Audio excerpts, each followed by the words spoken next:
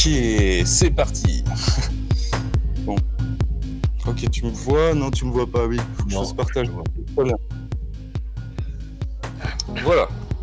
Impeccable. Bah merci Laurent hein, de m'accorder cette interview, même si je suis novice quand même dans le domaine, mais c'est pas très grave. Non. Donc déjà merci beaucoup. Donc je te présente pour ceux qui te connaissent pas, t'es animateur et producteur de InMedia, donc un média que tu gères tout seul quasiment, hein. Je veux dire que tu as créé toi-même. Ouais, oui, mais bon, j'ai des aides, des petites mains par-ci par-là, donc heureusement qu'elles sont là, quoi. Bah ouais, tu m'étonnes.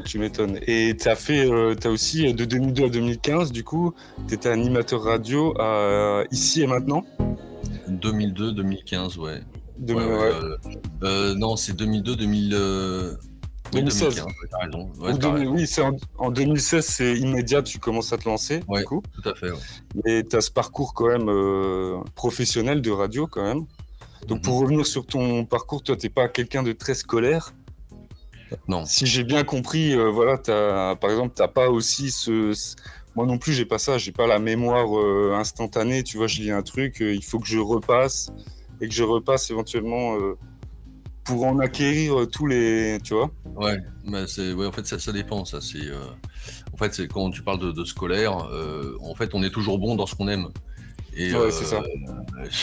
En fait, quand j'ai un truc qui me passionne, en une fois, c'est retenu, c'est bon. Mais sinon, ça squeeze, quoi. Et on est câblé comme ça. Enfin, quand je dis on, c'est apparemment toi et puis moi. Donc, j'ai déjà été premier de la classe quand j'étais en 4e. Pour le délire, pour le fun, avec un pote, on s'est tiré la bourre et voilà. Donc, je sais que je suis capable. Mais je suis un gros feignant et je ne fais que ce qui me plaît et je vais là où ça me plaît, et voilà, pour faire simple. Ouais, bah, t'as totalement raison. D'ailleurs, on le sait que c'est par le jeu, hein, c'est Exactement. Par le jeu qu'on apprend le mieux. Donc, ouais, carrément. Puis, comme tu disais aussi, tu comprends vite tant que tu comprends le sens, quoi. Tant que c'est pour intégrer des informations sans le pourquoi du comment Ouais, ça, j'ai du mal. Des questions sans réponse, voilà, des trucs par cœur, genre les formules mathématiques, bah oui, mais pourquoi? Ouais, c'est ça. Ouais, ça. C'était toujours le pourquoi. S'il n'y a pas le pourquoi qui est expliqué, je comprends pas et ça s'intègre pas. Ah ouais, exactement, je comprends tellement ça. Et ouais, carrément, exactement. Et d'ailleurs, après, finalement, tu as quand même, malgré tout, réussi à intégrer des études d'art. Alors, je sais pas exactement... Bah, j'ai été jusqu'au bac, à l'époque, c'était un bac art-littérature. Et puis après, j'ai fait 2 ans aux Beaux-Arts, on va dire par défaut, parce que je voulais faire des études artistiques. Et j'avais essayé des concours dès la seconde. J'avais essayé des concours pour des grandes écoles d'art, mais bon, ça l'a pas fait. Et puis, je me suis dit, bon, je vais aller aux Beaux-Arts. Et puis, sur les 2 années que j'ai passées aux Beaux-Arts, parce que j'ai pas été au bout de la 3e, j'ai fait des concours d'entrée, fin de première année des Beaux-Arts, concours, dans les, je sais pas, Étienne, Olivier de Serres, Boulle, etc.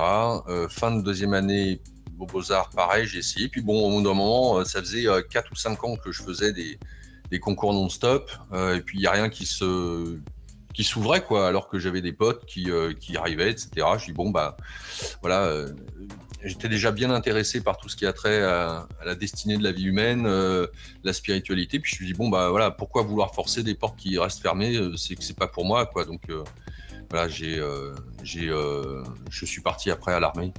À l'époque, c'était le service long outre-mer. J'ai fait 18 mois. Je suis parti à Djibouti. Donc, ça m'a fait sortir un peu de ma coquille parce que j'ai grandi dans une famille petite bourgeoisie, un peu basique, tu vois, très protégée. J'ai été très privilégié dans mon enfance, mon adolescence. Donc, le fait de sortir de ce cadre-là m'a appris beaucoup. Sur mes capacités, mes limites, ce dont j'étais capable. Donc l'armée a été très formateur, clairement. Et puis après, retour de là, je voulais faire des études enfin des études même pas, non, je voulais même pas faire d'études, je voulais faire de la photo, mais le délire que j'avais, c'était de partir en Inde, parce que l'Inde était un rêve que j'avais depuis très longtemps. Et, T'es et en fait, parti 3 fois, t'es parti 6 mois, je crois, en Inde, en deux fois 3 mois. consécutives, c'est ça, hein? Ouais, tout à fait, ouais. Ouais. Quelques mois d'intervalle, ouais. Donc ça, c'est arrivé après que j'étais déjà à la radio quand je suis parti en Inde. Mais on va dire que quand je suis rentré de l'armée, j'avais quel âge j'avais 24 ou 25 ans, je crois. Et j'avais pas de bagage, j'avais pas vraiment fait des hautes études. J'avais le bac plus 2 ans aux Beaux-Arts, j'avais pas grand-chose, quoi. Et donc, avec l'éducation que j'avais reçue, on m'avait dit, bah, faut que tu aies un diplôme. Mais en même temps, le diplôme, ça me faisait chier. Et moi, dans mon délire, je m'étais dit, bon, bah, je peux partir en Inde. J'avais acheté un appareil photo à Djibouti avec le service national, un Reflex à l'époque. Et je m'étais dit, bon, bah, est-ce que si jamais je pars en Inde, que je fais des photos, est-ce que je pourrais en vivre? Je savais que ça existait, qu'il y en a qui y arrivaient. Là, par exemple, Stéphane Alix, journaliste. Ouais, je navigue entre la 3G et la 4G, c'est pour ça il y a des coupures. Ouais, donc t'étais sur Stéphane Alix. Ouais, parce que Stéphane, lui, il n'a pas fait des hautes études, il a été reporter de guerre. Donc je m'étais dit que voilà, on peut être autodidacte, on peut réaliser des choses, et puis petit à petit, si on aime ça, faire en sorte de pouvoir vivre de sa passion, etc. Sauf que je ne savais pas si je devais, si ça allait m'aider ou pas à faire des études pour me servir d'un appareil photo, photographie, etc. Donc j'avais contacté un professionnel via mon père qui avait un contact. Et le mec, je lui avais exposé mon dilemme. J'ai dit, bon, alors qu'est-ce que je fais? Est-ce que je pars en Inde? Voilà, mon désir, moi, c'est de partir en Inde, faire des photos, etc. Et puis peut-être, j'espérais en vivre.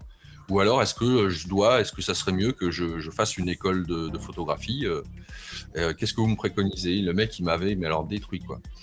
En tout cas, par rapport à mes rêves et mes projections, il m'a dit, bah voilà, écoute, si tu pars en Inde, bah en fait, c'est ton délire. La photographie, c'est une excuse. Donc, si tu vas en Inde, ne t'attends pas à pouvoir vivre des photos. Et si tu veux faire une école de photographie, dis-toi que y a plus de 90% de chances que tu finisses dans un labo dans le noir à faire du développement photo. À l'époque, c'était encore l'argentique. Donc voilà. Donc, je me voyais pas faire des études de 2 ans, 3 ans pour finir dans un labo photo. Même pas la peine. Donc là, j'ai fait un coup de dépression. Enfin, quand je dis une dépression, c'est pas tant une dépression. Je me suis tapé une crise de panique.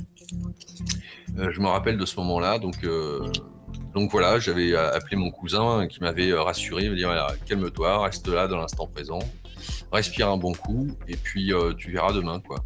Donc voilà, vu que j'étais toujours chez mes parents en plus, tu vois, ça m'emmerdait d'avoir à faire un boulot que j'aimais pas, de pas pouvoir vivre mes rêves, etc.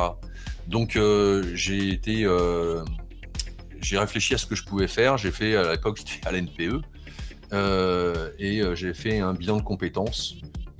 Et au final, de ce qui ressortait de ce bilan de compétences, c'est que j'avais envie de mouvement. Il fallait que ça bouge, que ça soit diversifié et avec des sujets qui étaient en lien avec la spiritualité, les voyages, etc. Qu'est-ce que j'ai fait? Je me suis dit, bon, qu'est-ce qui pourrait réunir un petit peu tous ces domaines-là? Et je voyais que taxi, ça pouvait le faire. Taxi, être autonome, libre, d'être dans ma bagnole, de bouger à droite, à gauche, d'écouter la musique que je veux, de bouquiner en attendant les clients. Je me disais, ça peut être sympa. Donc j'ai passé un diplôme. La licence. Ouais. Donc diplôme d'artisan taxi national et départemental. J'étais dans le 78, dans les Yvelines. Et donc j'ai obtenu, la formation était relativement courte, je crois que c'était 1 mois et demi, 2 mois, un truc dans le genre. Donc j'ai fait cette formation-là, et puis par la suite, j'ai mes parents qui voulaient justement me payer une licence, en tout cas participer pour l'achat d'une licence taxi. Mais ça m'emmerdait d'avoir à dépendre de mes parents et notamment d'avoir à être redevable d'une somme qui était astronomique à l'époque, quoi. Donc non, j'ai recommencé ouais. comme ça d'un point de vue professionnel avec un crédit de 150 000 euros ou autre. Non, c'était pas possible, quoi. Donc qu'est-ce que j'ai fait? Je me suis servi de ce diplôme-là pour être chauffeur VIP. Ce qu'on appelait à l'époque chauffeur grande remise. C'est-à-dire que je conduisais des belles Mercedes, des limousines, etc. J'ai fait ça pendant quelques mois, où je conduisais sur Paris des hommes d'affaires, des artistes, un peu le gratin parisien, quoi. Et je les emmenais dans les grands hôtels, aux aéroports, faire des sorties comme ça, à droite, à gauche. Et puis, voilà, j'ai fait ça durant 3 mois, je crois. Et puis, il y a eu la goutte d'eau qui a fait déborder le vase. C'est qu'à un moment donné, voilà, j'avais pas de mission. J'étais chez mes parents, toujours. J'étais parti aux toilettes faire un grand besoin. Et puis voilà, quoi. Donc, j'entends le téléphone sonner, mais j'avais pas mon téléphone avec moi. Donc, je finis mon affaire. Je vais décrocher le téléphone. Puis, je vois que c'est ma boîte qui m'appelle. Donc, je les appelle. Et là, on me pourrit au téléphone. On me gueule dessus comme une merde. Et j'explique. Je suis aux toilettes.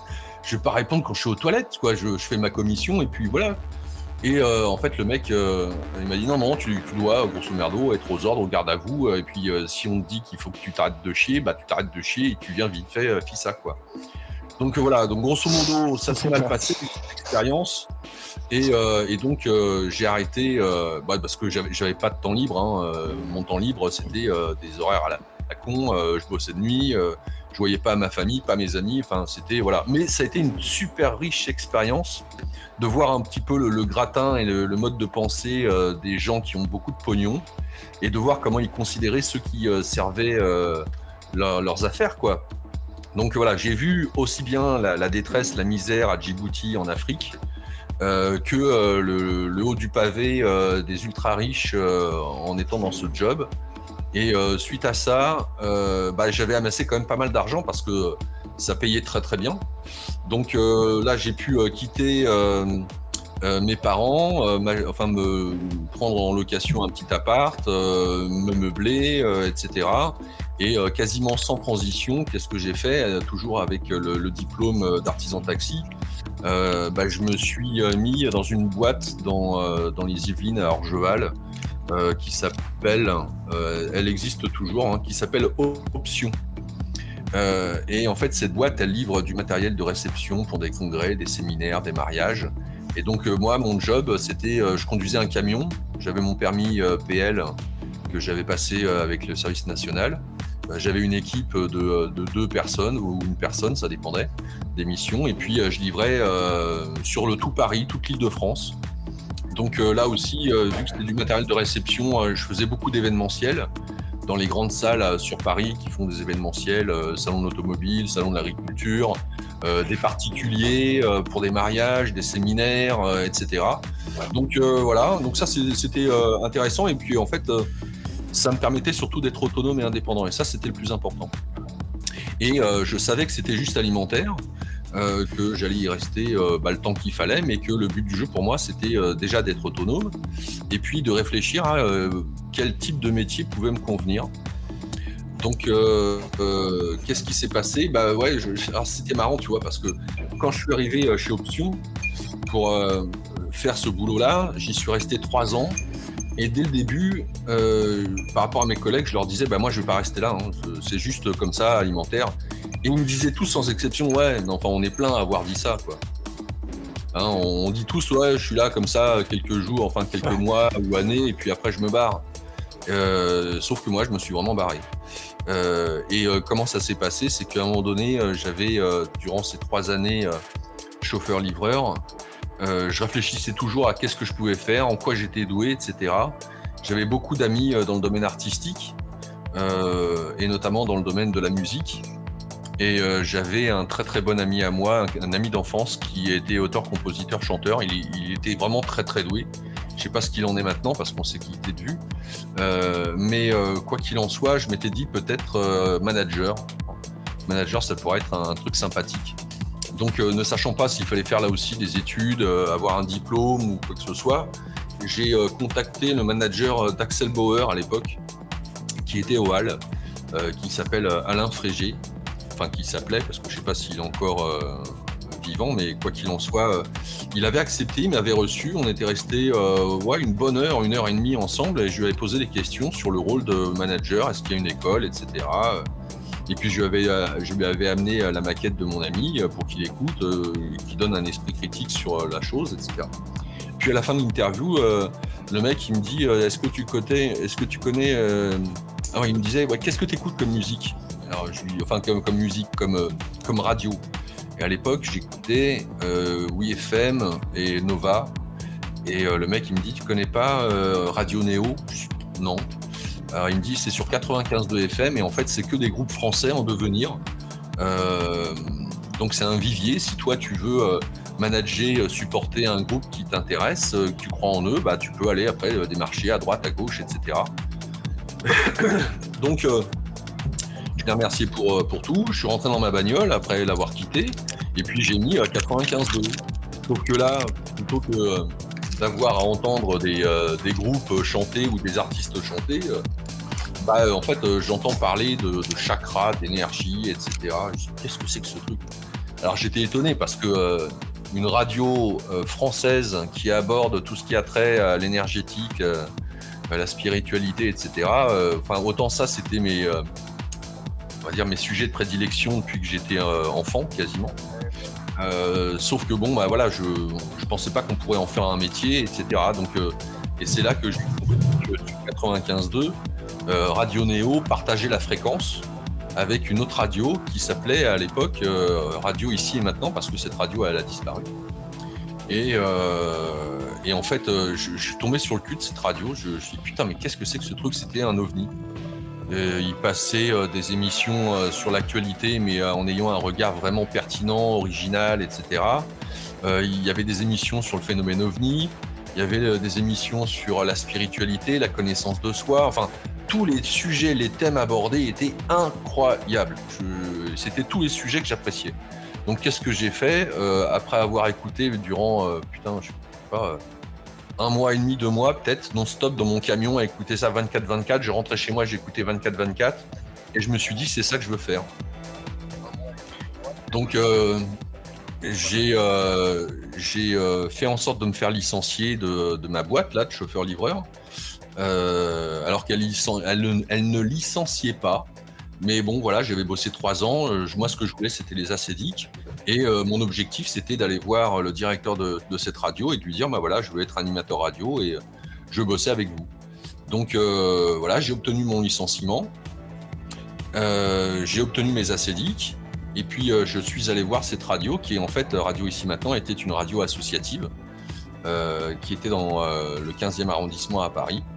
Je suis allé directement, je me suis rendu sur place sans connaître j'avais vu sur le site internet le directeur, la tronche du directeur, etc. Et puis quand je suis rentré dans la radio, qui faisait aussi un club internet, j'ai vu le directeur et je dis voilà, bonjour monsieur Deplège, je crois qu'on s'est appelé à un niveau supérieur.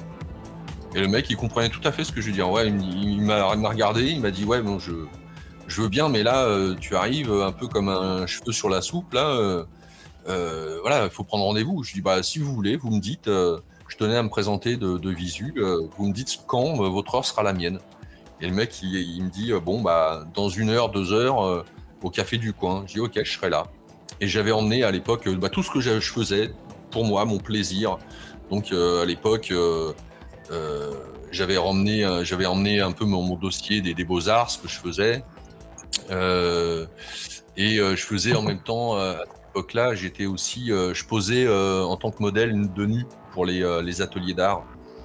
J'ai fait plein de trucs, des petits boulots à droite à gauche. Enfin, bref, en soi, moi ça me dérangeait pas parce que moi-même quand j'étais au Beaux-Arts, il y avait des jeunes ou des vieux qui venaient et qui posaient nus, tu vois, il y avait des modèles de nus, donc et j'ai jamais eu de problème avec la nudité, donc je me suis dit bien, en plus c'était très bien payé, c'était à l'époque 100 € à l'heure.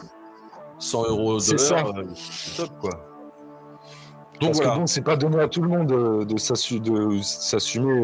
Voilà, c'est quand même un trait de caractère, mais vas-y, je te laisse continuer. Alors, en fait, par rapport au nu et le fait d'être nu, moi, ça m'a jamais posé de problème. Si on avait une salle de bain pour 4 dans la famille, mes parents, moi et mon frère, la promiscuité, on connaissait. On avait un chiotte qui était dans la salle de bain. On était à poil. Bon, bah voilà, enfin, voilà, quand ma mère allait à l'époque à la plage, elle posait seins nus. Enfin, on s'en foutait, quoi. C'était pas un problème. Il n'y avait pas de non-dit dessus. Puis voilà, j'ai pas eu de problème de ce côté-là. Et bref, quoi qu'il en soit, donc le directeur de la radio, dans le café là où on faisait l'entretien, me dit, donc ça c'était au mois de juillet 2002. Et donc voilà, je lui explique un petit peu tout ce que je fais, tout ce que je sais faire, et je lui dis, bah voilà, je veux être animateur radio dans votre radio, pas une autre. C'est voilà, tous ces sujets-là, moi, j'adore ça, ça me passionne. Voilà, donc il me dit, moi, je te préviens, on paye pas. On n'a pas de salariés. Enfin, ils avaient un salarié qui était Alexandre Préli à l'époque. Il me dit, mais voilà, il n'y a pas de rémunération, on n'embauche pas. Il me dit, moi, et je lui ai dit, bah écoutez, c'est pas grave. Moi, j'ai les acédiques, je vous demande rien, je veux juste apprendre le métier, etc. Et chez vous, parce que j'adore les programmes que vous faites. Et puis, voilà, ça a commencé comme ça. Et dès le mois d'août, je commençais à prendre le micro pour la première fois, une revue de presse le midi. Et la rentrée de septembre, j'avais une émission le dimanche soir qui était de 23h à 7h où je faisais une antenne libre avec des sujets divers et variés. Et puis petit à petit, j'ai fait des interviews. Et ma première interview, c'était Marie-Monique Robin.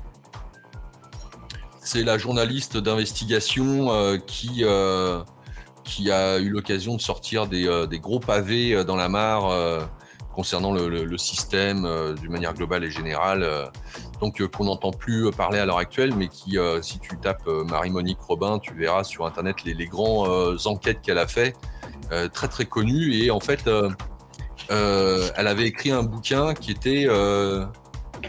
s'intitulait, je crois de mémoire, Le sixième sens. Et donc voilà, je l'avais reçu pour ça, et puis ça avait commencé, voilà, et puis petit à petit, les années passant, la radio marchant de mieux en mieux, voilà, et j'étais toujours aux acédiques, et puis en fait, j'ai pu être embauché avec, c'était des contrats emploi tremplin qu'on avait à l'époque. Donc il y avait une partie qui était financée par le gouvernement, une partie par la radio, et puis voilà, donc j'avais un salaire, et puis voilà, donc j'ai cheminé dans cette radio, alternant les petits contrats comme ça durant 13 ans. Et en 2004, donc je suis parti en Inde 2 fois 3 mois. Et pour partir en Inde, en fait le truc c'est que j'avais pas suffisamment de revenus financiers pour pouvoir partir plusieurs mois. J'avais pas les finances, quoi. Donc une des solutions que j'avais, c'était de pouvoir me séparer de mon appartement, de vendre tous mes biens, pour pouvoir partir et me payer financer ce voyage, quoi. Donc, et les BD sont partis. Et les BD s'en sont allés. Il y avait une belle collection de BD. Oui, tout à fait. Ouais, j'ai tout vendu. Donc voilà, mais quelle expérience, quelle richesse, quelle aventure, quoi. C'était extraordinaire. Donc j'ai le premier voyage, je suis parti avec mon cousin, et le deuxième voyage avec un très très bon ami avec qui j'avais fait les Beaux-Arts. Donc voilà, on a eu l'occasion de vivre des expériences très très riches. Et j'ai été surtout dans le nord de l'Inde, notamment au Cachemire, vraiment au bord de l'Himalaya, et enfin, c'était extraordinaire. J'ai beaucoup appris sur moi, sur certaines lois universelles, quand on parle de synchronicité, de pouvoir surfer la vie, etc. Ça a été très comme une évidence, quoi. Là, ça a été vraiment comme une évidence.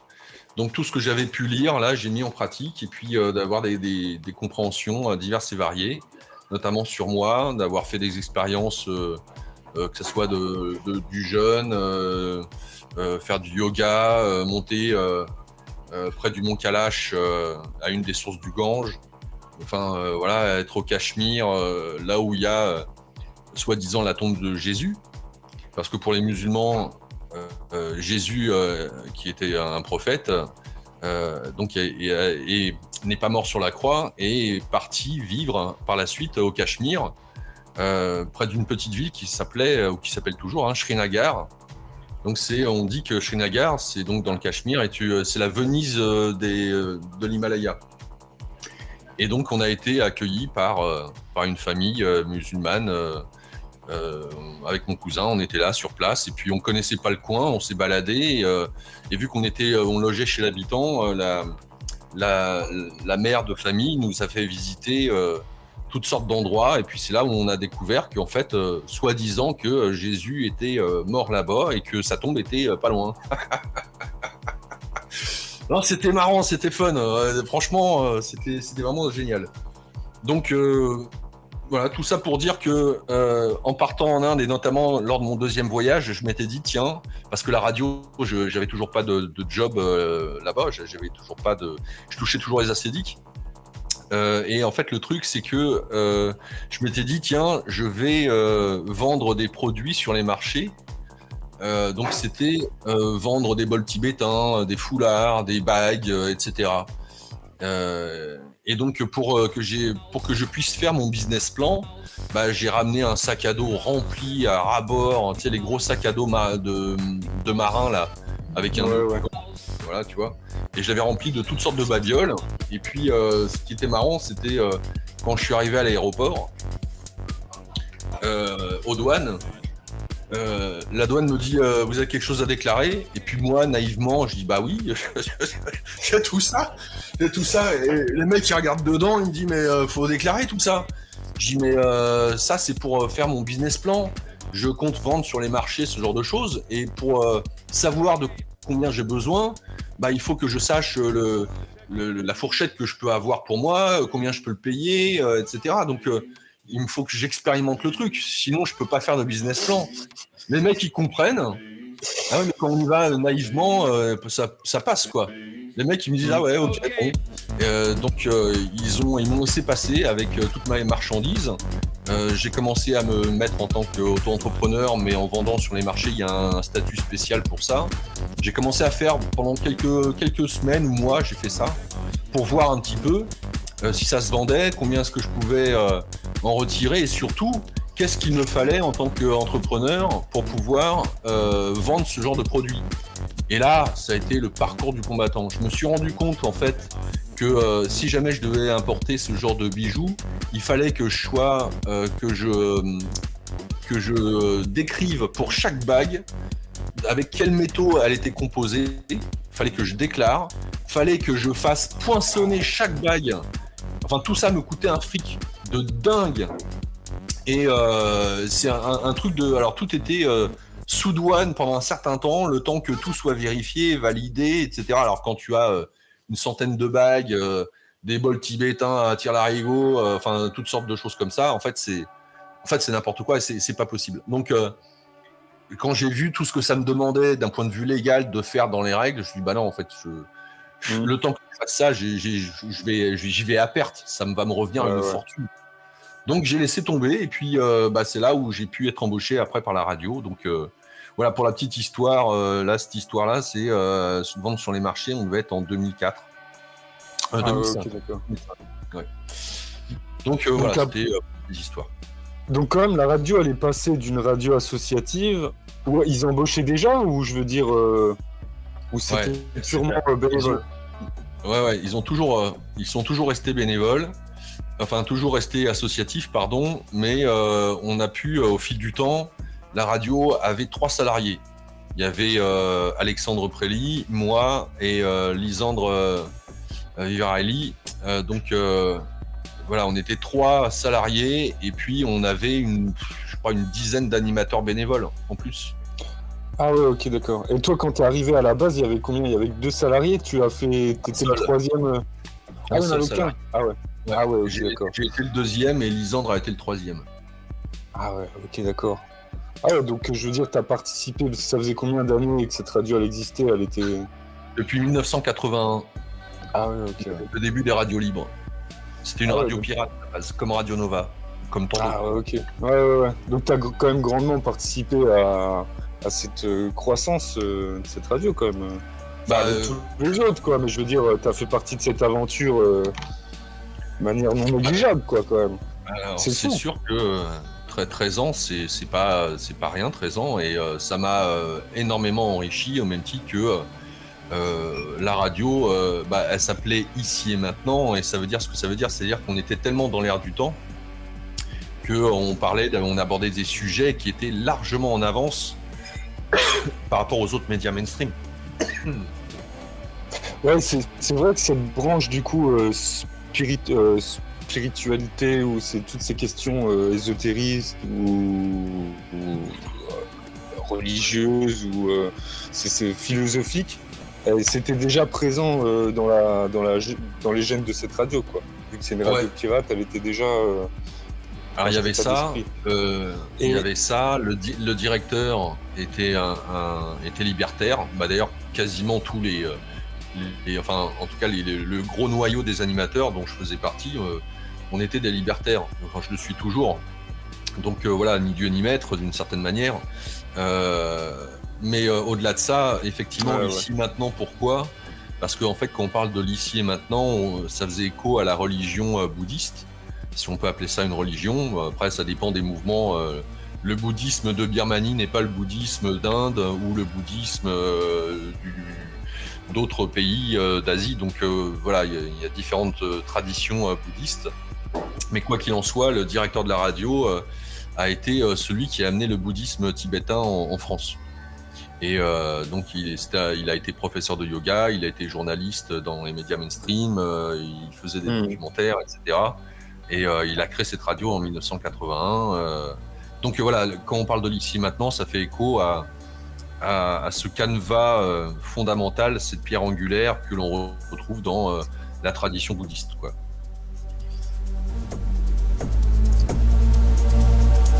Mais pas que, mais oui. Là, on peut faire ça.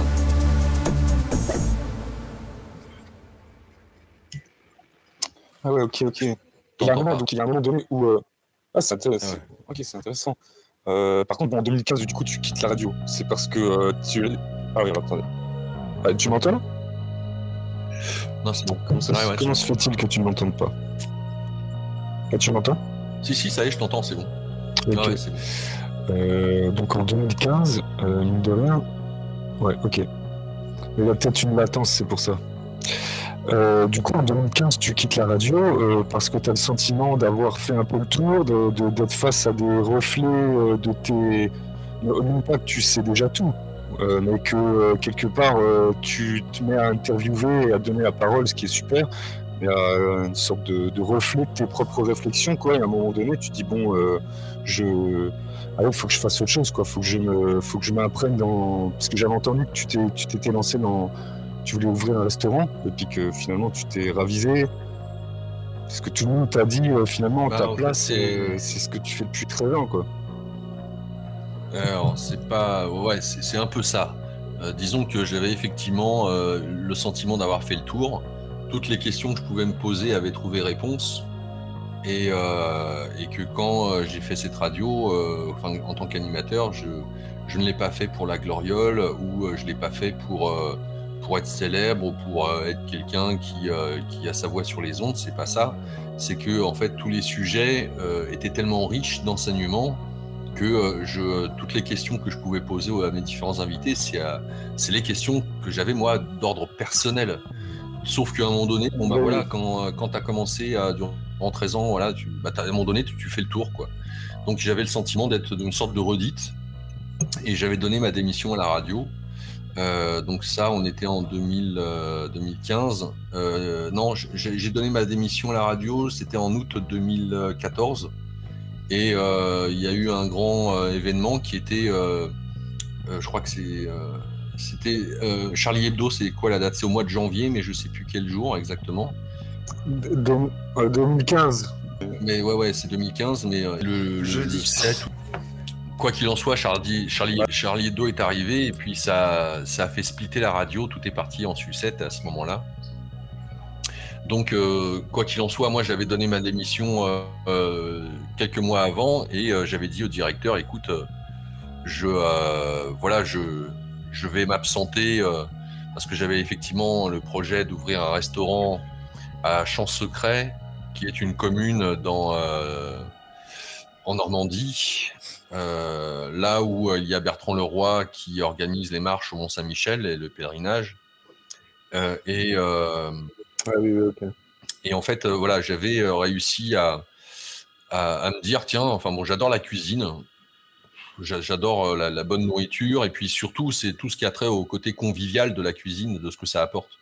Et mon délire, c'était de pouvoir reprendre une crêperie et de pouvoir faire des événementiels et développer un tissu socio-économique qui soit, on va dire, en lien avec l'écologie, la solidarité, la fraternité, les réseaux, voilà, enfin un peu tout ça, quoi. Et en fait, j'avais rencontré le propriétaire et je lui avais expliqué mon projet, sauf que j'avais pas d'argent.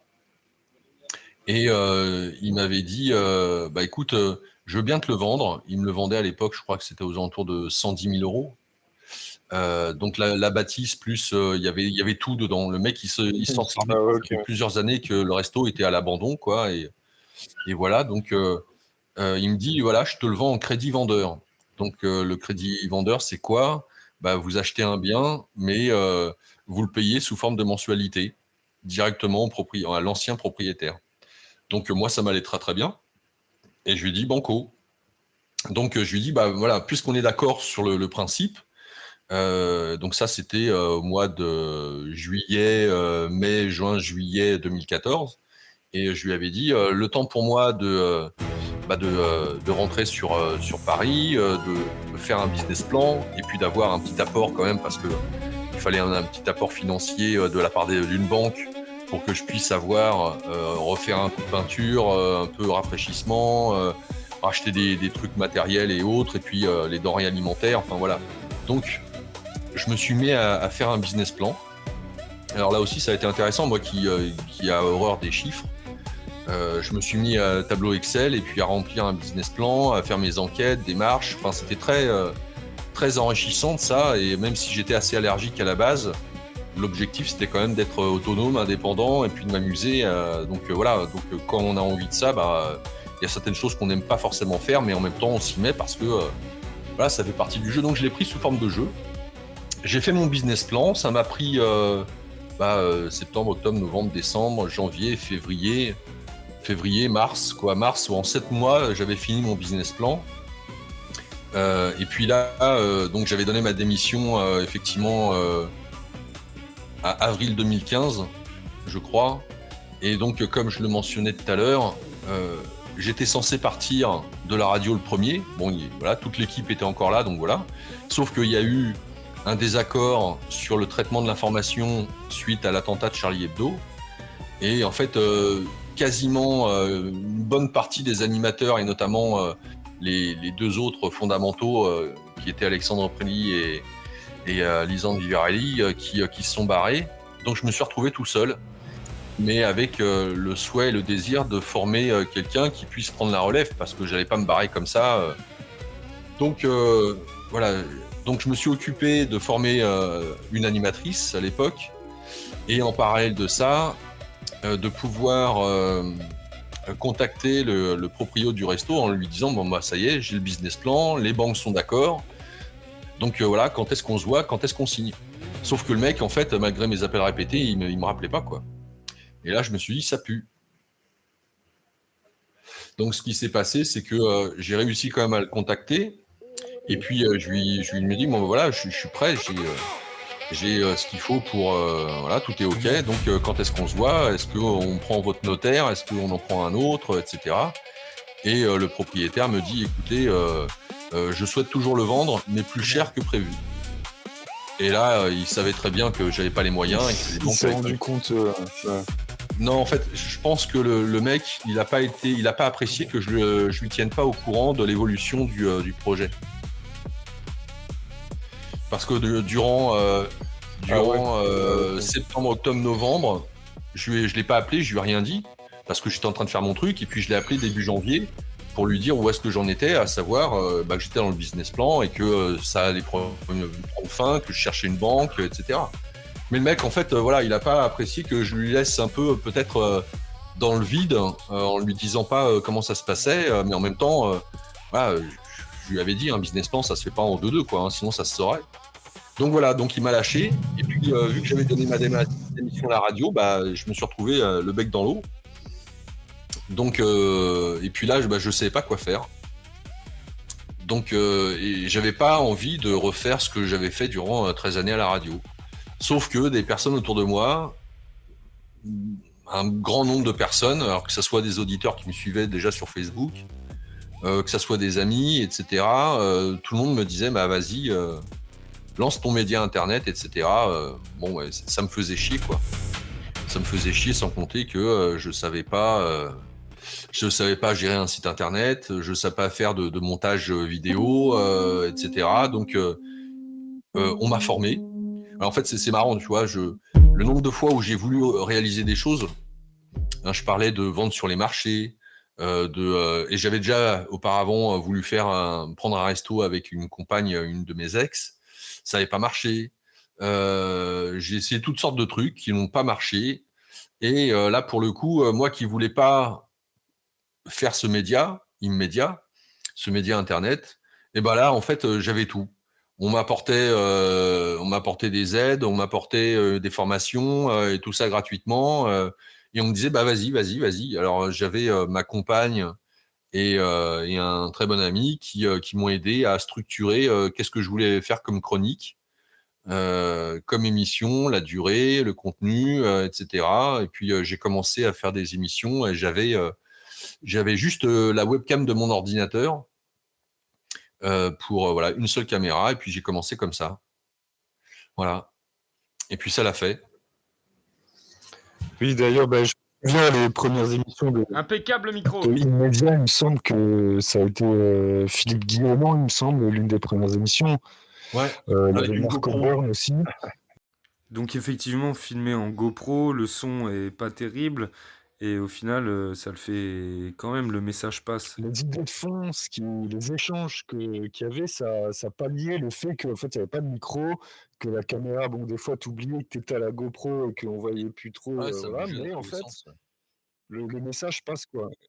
En fait, l'essentiel, alors moi j'avais acheté les micros parce que les micros, si t'as pas un son de qualité, au moins, autant l'image en elle-même, les gens peuvent te pardonner parce que tu peux être sur YouTube, juste écouter et pas voir l'image, c'est pas grave.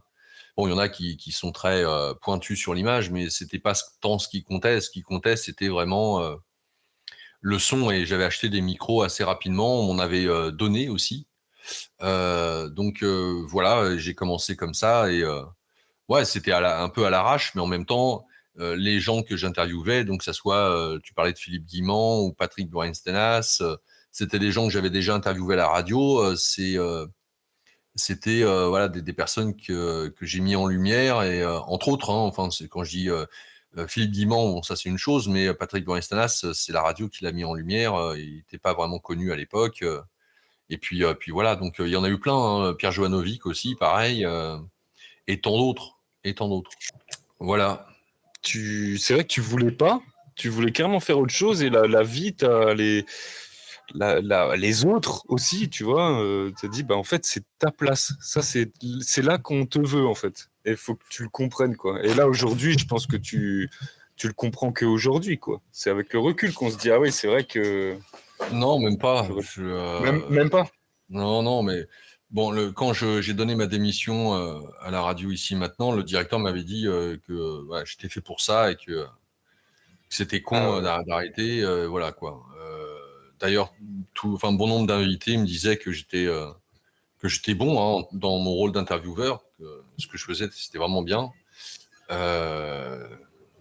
Voilà, sauf que bon, c'était toujours pareil. C'est ce que j'ai mentionné d'ailleurs dans l'émission d'hier, c'est faire quelque chose, que tu répètes et que tu répètes. C'est comme manger le même plat durant une semaine. Au bout d'un moment, t'es écœuré, quoi. Donc faire toujours la même chose. Au bout d'un moment, tu tournes en rond, sans compter que dans les sujets qui m'intéressent, qui sont assez variés en plus. Hein. Voilà, il y a un moment donné où tu stagnes, tu as besoin de prendre du recul pour t'ouvrir à autre chose, que ça te nourrisse, quoi. Ouais, Donc, ouais. je ne savais pas spécialement. Je ne savais pas quoi faire. Ce que je savais, c'est que je ne voulais pas vraiment me remettre à faire un média, me relancer etc. Et puis, je l'ai refait, un peu contraint et forcé, pourrait-on dire. Aussi en lien avec la nécessité de toute façon je ne me voyais pas faire qu'est-ce que j'allais faire, mon projet de restaurant était tombé à l'eau. J'avais 13 années passé dans une radio, donc j'étais quand même qualifié, compétent, en tout cas pour ce qui est de mon rôle d'animateur et d'intervieweur, même si je ne savais pas gérer un site internet, que je ne savais pas faire du montage. Ça j'ai appris sur le tard. Et puis après, je me suis remis à faire Immédiat.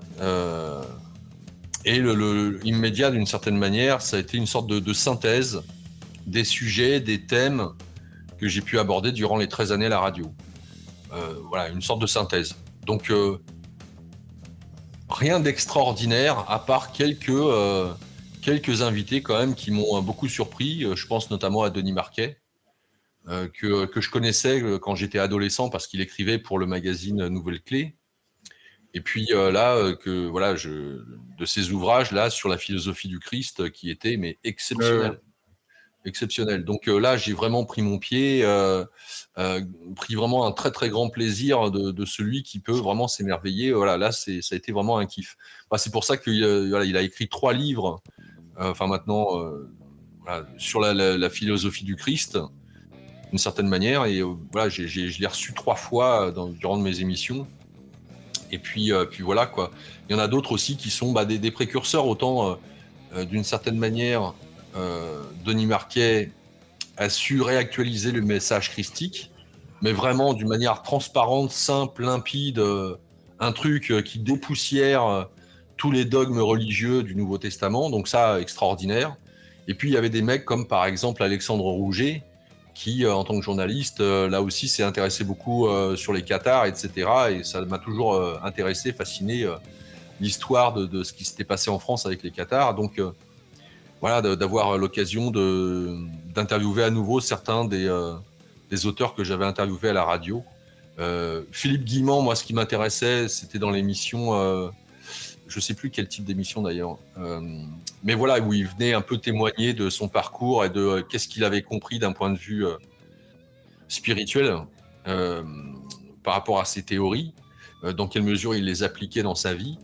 Donc ça, c'était aussi intéressant. Patrick Borestanas aussi, qui a écrit un livre super sur le parcours d'un alchimiste. Donc là, on a pu découvrir sa vie pour la première fois, alors qu'il n'en parlait pas jusqu'à maintenant. Donc livre extraordinaire aussi. Il y a eu des perles comme ça, des petites perles, où j'ai la chance d'avoir interviewé. Donc le média en lui-même, il a suivi sa route, quoi, depuis 2016. Et puis il a changé après le Covid. Il y a eu un changement de ligne éditoriale, quoi.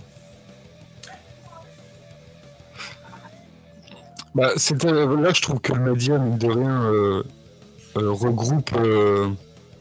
Quand on voit un peu les intervenants, je trouve qu'il y a de l'autonomie. Enfin, c'est des gens qui pensent, quoi, qui pensent par eux-mêmes, tu vois.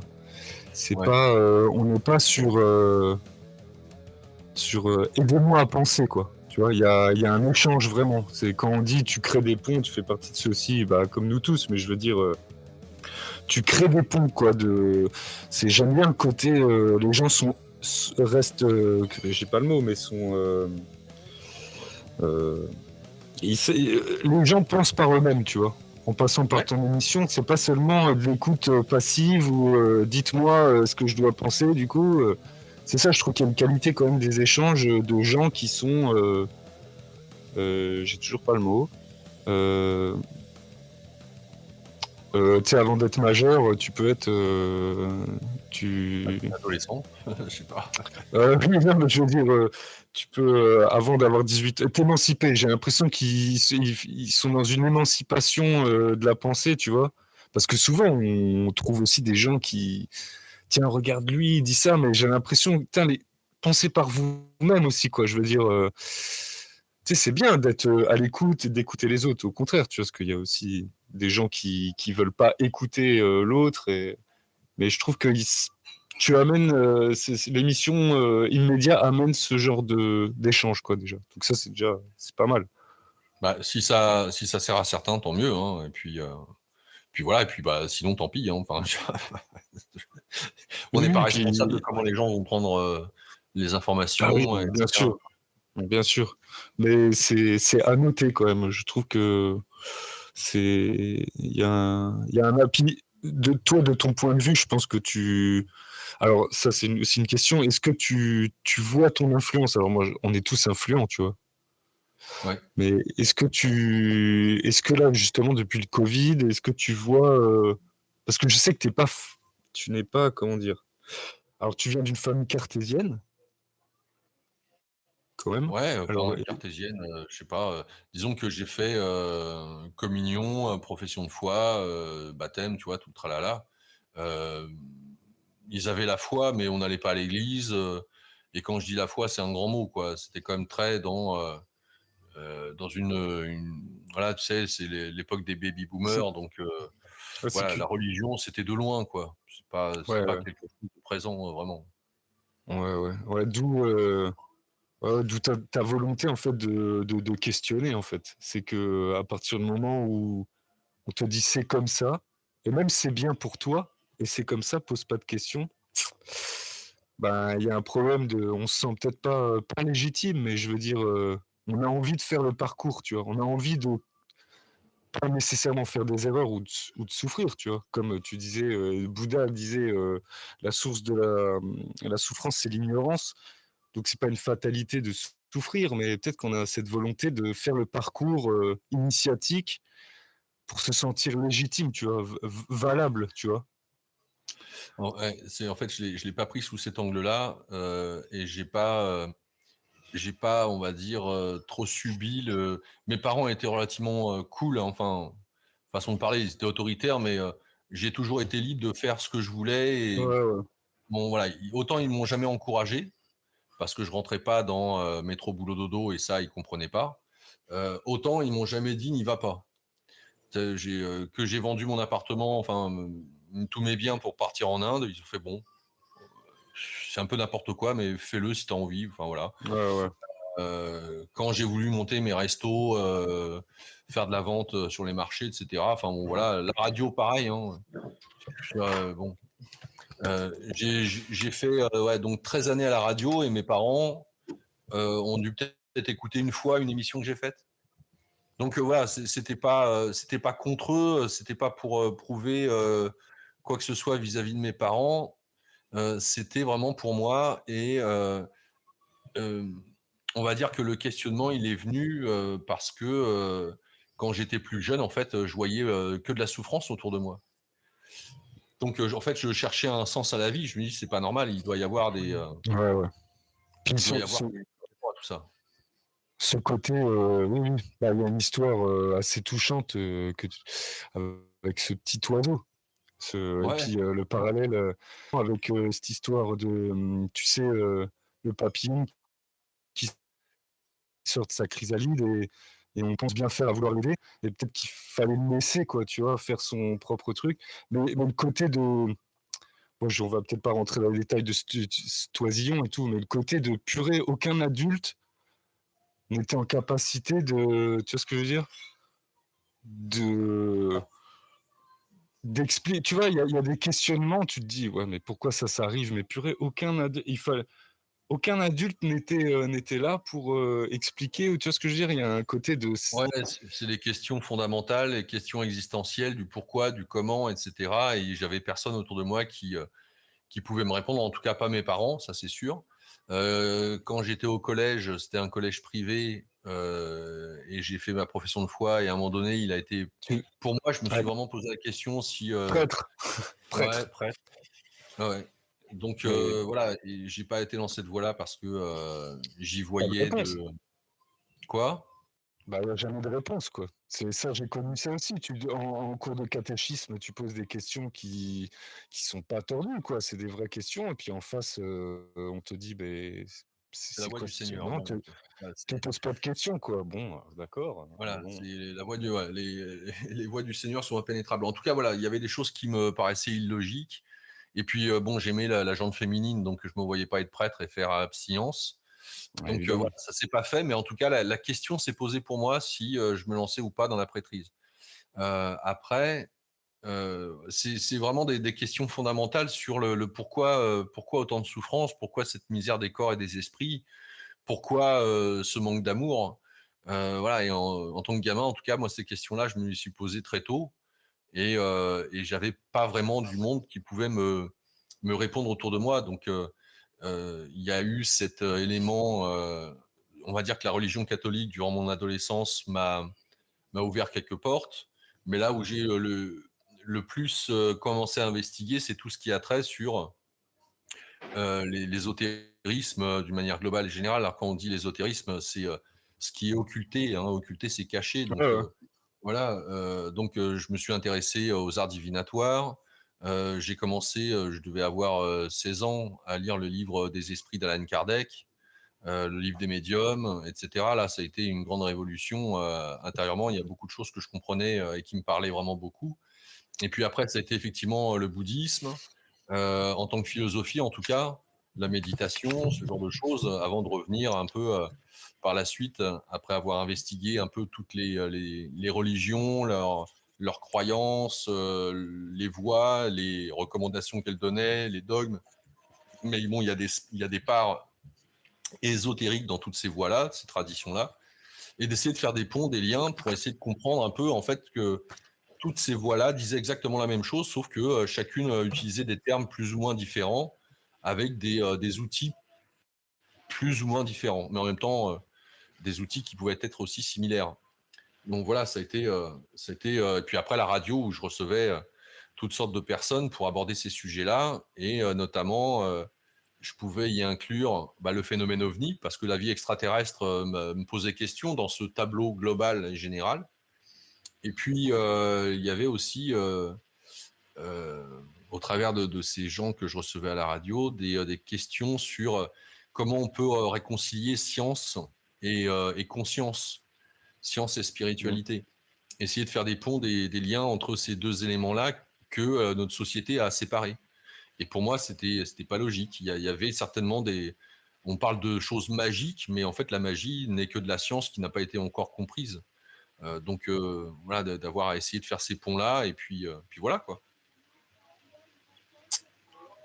Ah oui, magnifique, quel gros boulot, mais qu'est-ce que c'est passionnant aussi. Parce que j'ai l'impression que notre soif aussi de connaissance, tu vois, il y a un lien avec le fait d'être reconnu, tu vois. Enfin, je veux pas faire cette histoire de langue d'oiseau et de faire des ponts tirés par les cheveux. Il y a une manière d'être reconnu, alors soit du créateur, soit du... Ça peut être des parents, tu vas être reconnu, regardez que je fais dites-moi que c'est bien, dites-moi que c'est pas bien, enfin, où est-ce que...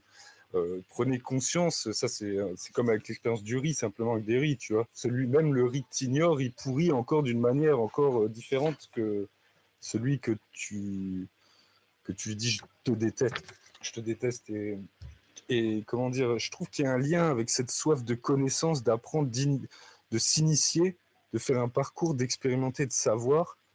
Et derrière, j'ai l'impression qu'il y a une manière de pour être reconnu, en fait. De reconnaître, il faut connaître, tu vois. Mais même si souvent on dit on oublie avant l'incarnation. Bon, c'est une théorie.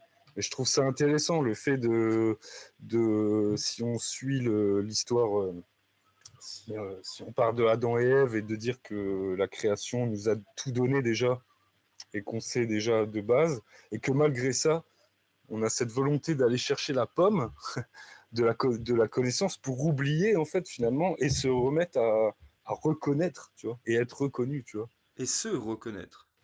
par ce processus, tu vois. Sinon, on se sent pas validé, tu vois, on se sent pas reconnu, alors que peut-être que on reconnaît quoi qu'il arrive, tu vois.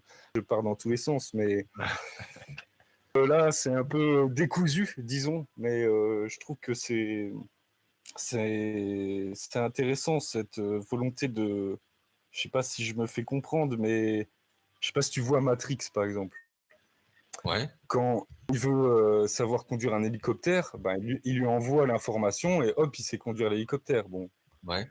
Est-ce que c'est très valeureux, tu vois? Est-ce que si tu te retrouves dans une pièce où tu vas recevoir une médaille, symbolique médaille et la reconnaissance de bravo, tu gères bien en hélicoptère, tu vois? Est-ce Mhm. que vraiment, en nous, on se sentirait pas un peu lésé ou un peu le complexe de l'imposteur si on sait qu'à côté, il y a quelqu'un qui gère l'hélicoptère, mais lui, il n'a pas eu le transfert d'informations. Je sais déjà conduire un hélico. Il est passé par une initiation et presque on se dit, ah, il mérite plus que nous. Donc on a envie quelque part, non pas de souffrir, mais de passer par ce truc de parcours comme si on avait oublié. Il fallait qu'on apprenne par nous-mêmes sans qu'on nous le colle dans la tête. Voilà, bon, c'est un peu décousu, mais c'est une piste de réflexion. Je sais pas ce que tu en penses, je sais pas si ça te parle. Bon, c'était pas très clair. Ouais, bah, j'essaye justement de saisir ce que tu veux dire. Et il y a une différence, une distinction à faire entre savoir et connaissance. Le savoir, c'est l'intellect, c'est des concepts, de la philosophie, etc. Donc, savoir des choses, ça peut être intéressant dans un premier temps. La connaissance, c'est quelque chose qui s'acquiert, j'allais dire peut-être d'une manière spontanée. Mais en même temps, spontanée, puisque tu parles de Matrix et de télécharger les infos de comment on fait du karaté, du kung-fu ou de piloter un hélicoptère. Ça, c'est arrivé chez des êtres libérés qui ont accès pleinement à des informations qu'ils n'ont pas apprises, qui n'ont pas été sujettes à un apprentissage intellectuel. Et c'est pour ça que nous tous, on a des compétences innées. Il y en a, tu vois, regarde Mozart, à 4 ans, il composait ses sonates. Voilà, il y en a qui ont qui ont des dons, si on peut les appeler ainsi, parce que on peut penser peut-être, hein, toujours dans le contexte des concepts, que à travers de multiples vies, il a tellement joué et rejoué que voilà, il arrive dans la vie qui a été la sienne à Mozart, et puis en fait, il a gardé ces mémoires-là. Donc nous avons tous des dons et des talents que nous avons développés lors de ces vies passées. Il y a des choses qui vont paraître évidentes pour toi, que tu vas savoir faire sans, entre guillemets, les avoir Ou apprises. simplement. Ouais. Alors que il y a d'autres domaines où tu vas devoir, entre guillemets, apprendre. Après, c'est peut-être que le terrain, les dispositions font que c'est un apprentissage optimisé ou des mémoires ou des bonnes conditions réunies pour que on dit il a des dons, mais le don se travaille toujours. La légitimité, elle vient du fait de... Tu parlais de reconnaissance tout à l'heure. Et en fait, la légitimité, c'est le syndrome de l'imposteur. C'est-à-dire qu'on ne se sent pas légitime à réaliser quelque chose dans la vie ou créer quelque chose dans la vie. Parce que peut-être on n'a pas les diplômes, et donc on ne se sent pas légitime à faire certaines choses, ce qui n'a pas été mon cas.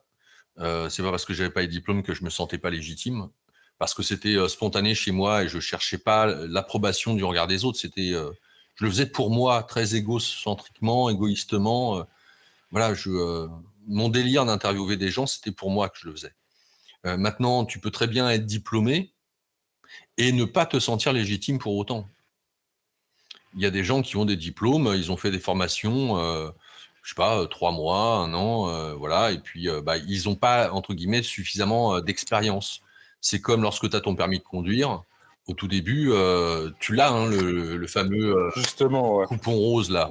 Sauf que bon, tu sais que tu n'es pas encore très à l'aise sur la route, que tu n'as pas suffisamment encore développé de confiance en toi. Bon, ça, Ouais. il ne tient qu'à toi d'avoir un peu, tu sais, c'est en forgeant qu'on devient forgeron. C'est-à-dire que si tu te sens pas légitime au début, continue, progresse, persévère, et puis à un moment donné, ça va devenir comme une seconde nature. Donc là, tu vas te sentir légitime. Et il est clair que la légitimité, quand bien même que tu aies ou pas le fameux papier diplôme, la légitimité vient de par le fait de l'expérience, de par le fait d'avoir à persévérer dans l'expérience. Il n'y a que l'expérience qui te permet de valider les choses. C'est important, l'expérience. Donc, en tout cas, l'être humain fonctionne comme ça aujourd'hui. Hein. L'expérience est importante. Eh oui. Eh ben, écoute, Laurent, je te remercie.